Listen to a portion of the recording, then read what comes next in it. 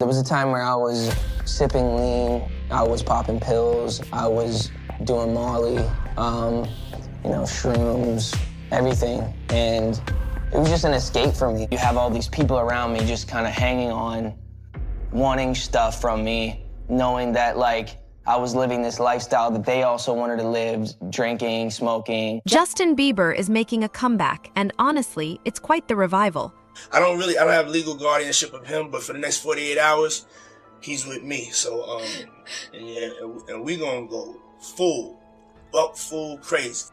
Yeah, so as soon as you turn 16, you know what I'm saying, I'm gonna let you rock this every time you come to LA. Yeah, it's gonna be yours. So every time you come to LA, it's a little dusty, but you know, I'm gonna get the front shot in this. Man. And then out. Minute. Woo. Okay. Okay. All right, so I'm gonna be driving this next year. Hollywood and its elites are often linked to funding shady activities, with figures like Diddy allegedly involved in grooming young artists. Despite the scrutiny, these powerful individuals continue to exploit others for their own selfish gain. Their influence allows them to engage in unethical behavior, prioritizing their personal interests over the well-being of those they take advantage of. I ain't taking no slice from nobody. It's God. That's the only person that I serve. My mom ain't here. My mama was sacrificed. You know, out in Hollywood, a lot of people come up missing. Feels like it might be a lot of that. Can't control it.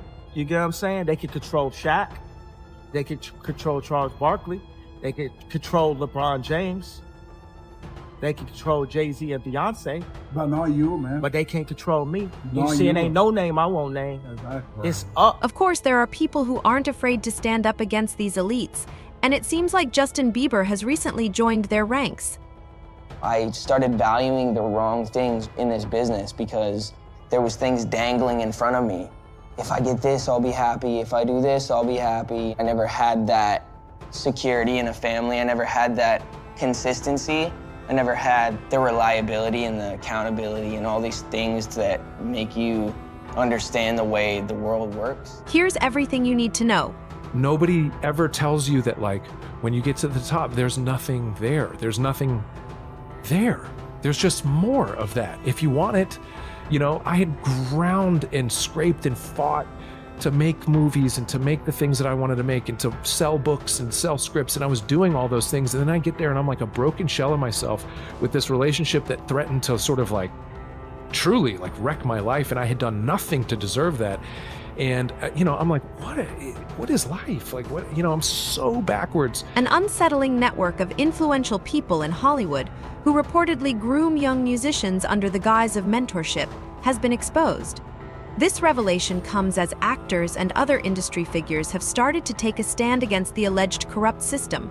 Everything you wanted to do, you Yes. were doing, but you still weren't happy. But I was, but I'm a victim. I'm a product, I should say, of these systems that we all survive in, which is, this sort of capitalist-driven, corporatocracy kind of driven way of merchandising and commercializing every thought and fear and moment that we have in our lives, and never giving us a chance to slow down.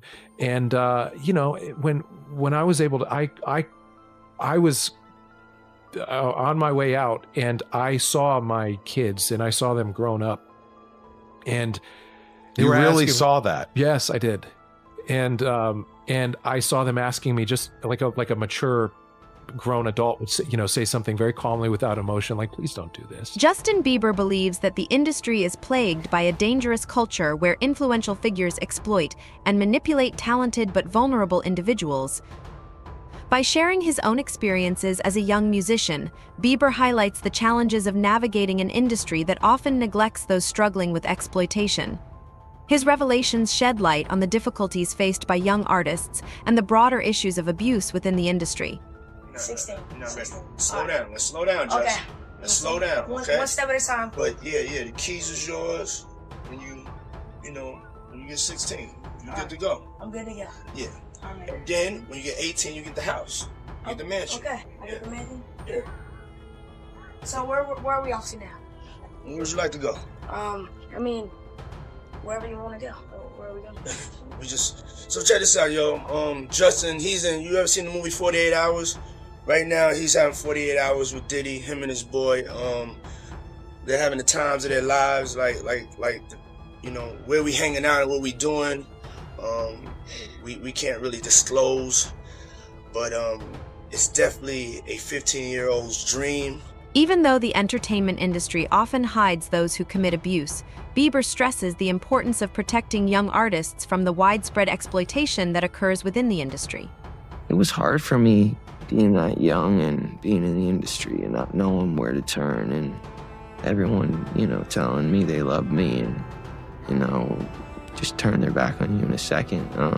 But yeah, just protecting those moments because people take for granted encounters and By committing to speak out against the grooming and exploitation allegedly perpetrated by Diddy, Justin Bieber has recently set himself apart from other artists. What's up, man? You good? I'm good. How are you? All right, young brother, everything's good? Everything's Selling great. out arenas and everything? Yeah. Starting to act different, huh? You ain't been calling me and hanging out the way we used to hang out. Well, I mean, you try to get in contact with me, you know, through all my, partners and whatnot. Mm-hmm. But you never really got my number, so. Right, okay. My number? Yeah. I'm gonna tell you my number. Yeah. It's 555. Yes, okay. 5555. Okay. Meanwhile, Jaguar Wright has made explosive claims, asserting that Clive Davis, Diddy's mentor, may have introduced him to the Illuminati through cryptic and mysterious activities known only to Hollywood elites. Take a look at these startling revelations. We gonna get you and your little dog, too. Congratulations, young man. Run as fast as Cassie did. But when you think about Kim, I was thinking to myself the other day, Uptown Records started with 5 people. Andre Harrell, I'll Be Sure, Heavy D, and Puffy. And Kim was the longest working employee because she was there from the very beginning. She was Andre's personal assistant. Kim is dead. Heavy D is dead. Andre Harrell is dead. The only 2 left are Puffy and Al almost died. Isn't that interesting? That is interesting. Heavy D was found dead, face down in the heart attack. Andre Harrell, heart attack. Kim died from pneumonia, but there's the first coroner's report that said that she died. It was ruled a homicide, and they found toxins in her body to prove that she had been poisoned. You know, they have poisons that create heart attack and pneumonia-like symptoms. And then right after that, Al had a meeting, and I was going to meet up with him because we were in Vegas, and then the next thing you know, you want to know what they all had in common, though? The survivors and the late of Uptown Records, they were all writing tell-all books. He said, the objective of Bad Boy is to kill talent. We don't want talented as a bad boy. Talented motherfuckers think they gotta say. Oh, a talented motherfucker will tell you, I'm gonna turn in my album when I feel like it. He said, but see, if we get people with no talent, and then we make them look like stars, see, we have total control. Because without us, they can't be the shit. He said, and that's how we're gonna run this label, and we're gonna run these motherfuckers into the ground, and I'm gonna make all of you rich. And that was his pep talk at the Kit Kat Club in 1996 to his interns, who are now mostly, executives at Bad Boy. Not only that, but Diddy's rise has been accompanied by a slew of serious allegations, including abuse of his ex-girlfriends, sex trafficking young men, and even involvement in the murder of his friends. Despite these grave accusations, he was doing shit to people that he never thought that it would come back at him. Now, if he never did anything to those girls, if those girls was lying, then he would have never settled out.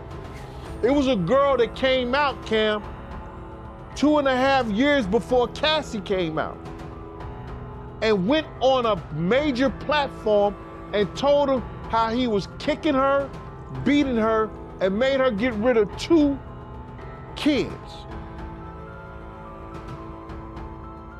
A girl named Gina came out on a major platform that he was dating, that she had texts from Cassie, and her and Cassie was texting each other back and forth, and Cassie was saying, I don't hate you, I know how he is, and they was talking about each other and talking to each other.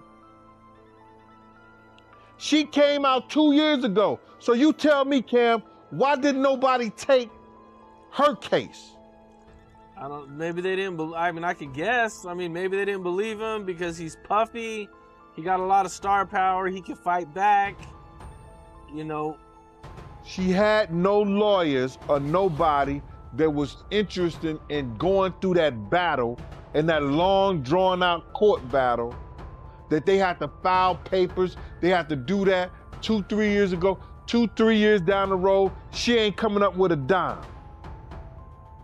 Cassie had the lawyers and the people who put the money behind the lawyers to make sure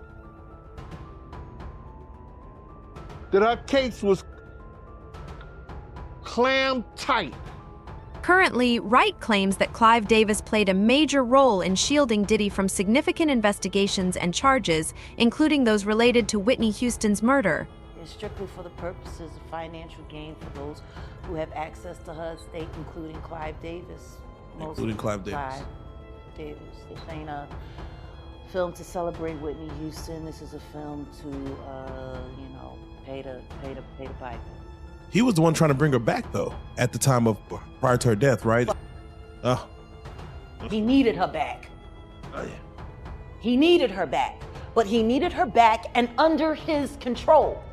According to Wright's theory, there is a strong correlation between Diddy's extensive connections, especially with Clive Davis, and his apparent immunity from major legal consequences. I cannot take anything away from where he has been extremely effective. Yes. He knows pop culture. Matter of fact, he probably knows pop culture better than he knows music. I never felt like he had a lot of talent in music. Is that fair for me to say? I mean, nobody really cares about him rapping. Right. I didn't know why he did that, but then again, why not do it? They're listening to all these other like artists that you're putting out. Why not be one too and get that extra check? Like if people are buying your brand, why not take it all the way? I'm not hating on him for getting money. Me either. I'm just hating on the way he got it. And I'm hating on the overall effect of what it's done to not only the artist on his label, the artist that got shelved, the artist that got dropped. Not only that, but what he did to culture. In her allegations and Bieber's belief system, they suggest that Diddy may have paid a heavy price for his wealth and position. This could have included providing services to influential figures and exploiting prominent male celebrities, among other things. You know, there are certain people that hang out with certain groups of people, and you see them. They're in pictures, they're on the red carpet, they're around. But then things start popping off, you don't see those people. They're not in those pictures. They're not on the red carpet. They're nowhere around. So where the hell were they? They're at every other party. They're in every other picture. They're standing by you everywhere else except for when this person went missing or this person got shot. You know, the art of misdirection is a skill that most record executives use. So considering that the public has absolutely no idea what's happening behind the curtain or behind the velvet rope, it gives them a great advantage to paint whatever story they want to paint. According to Wright, Cassie's lawsuit against Diddy, in which she accused him of unspecified crimes, adds weight to her claims and raises concerns about Diddy's potential involvement in illegal activities. This includes suspicions about his role in trafficking individuals within the entertainment industry. He get the sex trafficking because he took her to different states and had her perform sex acts with different, you know, male prostitutes and different people, sometimes against her will. You know, we look at this and we said, well, that was his girl and she did it on her own. She didn't have to. Man, you can't say that. That was a 19-year-old girl that what they call now groomed by an older man. And yes, she got some of the benefits of being with a billionaire, millionaire, and everything like that. But it's just certain things that he did to groom her and put her into that position that she wanted the career, she wanted to do the music, she wanted to be a performer and all this stuff like that. He held all that shit over her head, bro. And now that she came out and telling everybody her story and what happened to her, you know, people are finding fault in her. People are saying that she ain't right for putting a lawsuit against him, but she earned every bit of that, bruh. Beyond that, Jaguar Wright claims that Diddy's alleged membership in the Illuminati, reportedly sponsored by Clive Davis, has protected him from legal consequences, allowing him to act with apparent impunity despite serious accusations. Additionally, comedian Cat Williams has recently spoken out about Diddy, asserting that he is 1,000% involved in sex trafficking. Williams alleges that Diddy uses the music and entertainment industry to facilitate his illegal operations. I'm a proponent of all of us who are in this business working hard trying to make it. When you got into stand-up, was crossing over, was doing TV, was doing movie, was that a part of it? You're like, okay, I'm doing stand-up. Okay, the next progression is TV movies. But if you don't stand up for yourself, there really is nothing they won't do. Right. Fans are left to speculate about the true nature of Diddy's relationships and the potentially shadowy side of his success. Cat Williams has echoed similar concerns, alleging that not only Diddy but also Will Smith, Steve Harvey, and Ludacris are involved in illegal operations within the entertainment industry. These claims contribute to the growing intrigue and suspicion surrounding the darker aspects of Hollywood. And so, like, when I see people's wives and stuff, I don't even look at them. You know what I mean? Like, I don't want to look at nothing I don't want to have. Because I know how blessed I am. If I look at it, I got it. That's how Diddy be feeling. No, come on, man. On the flip side, Mel Gibson is also drawing attention to Hollywood's darker aspects by supporting voices like Bieber, Wright, and Williams. After the premiere of Sound of Freedom, a film that Gibson actively supports, interest in a 1998 interview where he criticized Hollywood's evils has resurfaced. While Gibson doesn't explicitly connect his past comments to the film's subjects, the film's focus on combating child sex trafficking in Hollywood has sparked significant internet debates and renewed scrutiny. I think it is moving forward. I think that light has definitely been shone into the dark regions, and it's painful, but it's a necessary thing for change. So there you go. Do you agree, John? Yeah, you can't help. It's an incredibly difficult thing to talk about in the context of a comedy interview. Yeah. Because there's very little that's comic about it. Yeah. You're seeing lives destroyed, but you're also seeing lives that have been deeply troubled for years, and it's kind of a tragic healing process. It's a big upheaval. I mean, I've never seen Hollywood quite so shaken by anything. According to those close to him, Gibson has been actively promoting Sound of Freedom on social media and within his inner circles. Meanwhile, Elijah Schaffer, a podcast presenter and movie producer, has hypothesized a link between Gibson's 1998 interview and the subjects covered in the film. In a now-deleted interview, Gibson discussed his initial paranoid suspicions about Hollywood and how many of his darkest fears about the industry turned out to be true. Schaffer has echoed Gibson's warnings about the entertainment industry, suggesting that Gibson predicted Hollywood's backlash against him and even referred to some performers as actual demons. While the accuracy of these claims remains uncertain, the fact that prominent figures like Williams, Jaguar Wright, Justin Bieber, and Mel Gibson are aligning against Hollywood's alleged dark forces raises questions. Do you think more voices will join this movement? Let us know in the comments below.